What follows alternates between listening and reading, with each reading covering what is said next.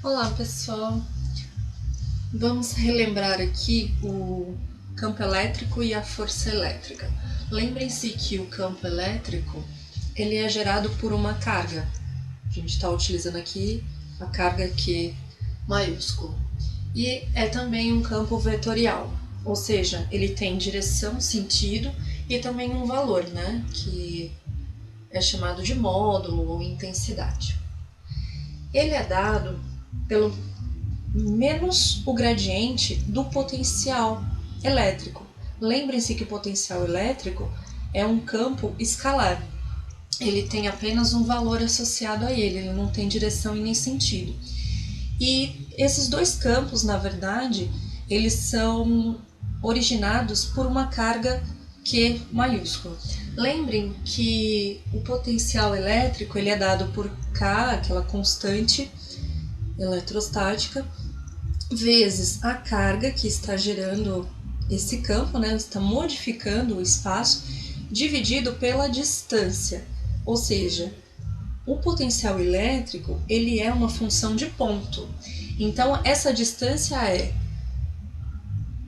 a distância entre a carga foi colocada no espaço. Então, a distância entre ela e o ponto onde se quer calcular o potencial elétrico. Então, cada ponto, esse potencial elétrico vai ser diferente. Então, tendo por base que o potencial elétrico ele é dado pela constante K vezes a carga dividido pela distância entre eles, se a gente pegar menos o gradiente dessa expressão, a gente vai obter o campo elétrico, a gente vai obter essa distância ao quadrado. Então, a diferença entre o campo elétrico, o módulo do campo elétrico e do potencial elétrico é só apenas aqui uma distância no denominador. Aqui eu coloquei como D, mas eu vou modificar para R, melhor, para a gente utilizar a mesma notação. Tá?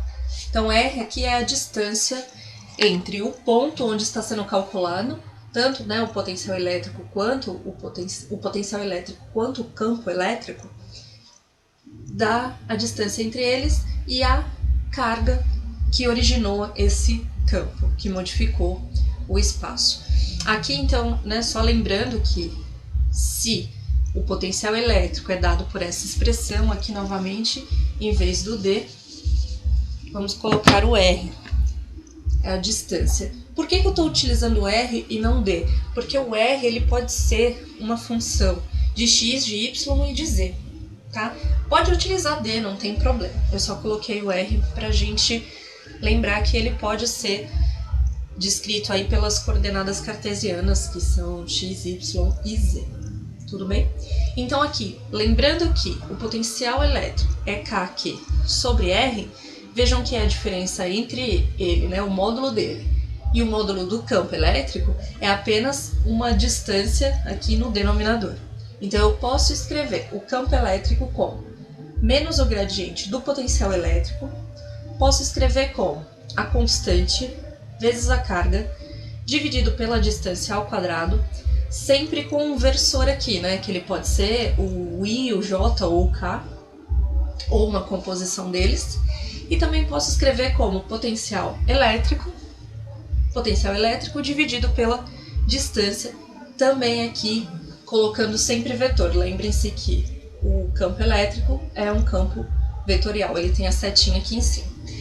Nesse caso, se eu posso escrever como potencial elétrico dividido pela distância, a unidade no sistema internacional para potencial elétrico é o volt e para distância é o metro. Então, eu posso colocar como dimensão do campo elétrico volt por metro. A força elétrica também é uma grandeza vetorial. Ela também tem direção, sentido e um módulo, ou uma intensidade. A diferença é que a força ela é uma interação entre dois corpos. Então, se eu tenho inicialmente a carga que gerou esse campo elétrico, eu preciso ter uma outra carga para interagir com essa carga geradora do campo. para poder ter uma força. Aí sim que eu vou dizer se eu tenho uma força de repulsão ou de atração, tá? Então a força ela é dada por uma nova carga que você colocou no meio, vezes o campo elétrico. E aí essa distância vai ser a distância entre a carga geradora do campo e a carga que está sofrendo a ação desse campo, tá? E aí nesse caso, vejam que a força elétrica é dada pelo Sistema Internacional de Unidades por Newton e a carga por Coulomb. Então, nós podemos escrever a força elétrica em newtons por Coulomb. Então, tanto faz se eu colocar volt por metro ou newton por Coulomb, a gente vai ter a unidade de força elétrica.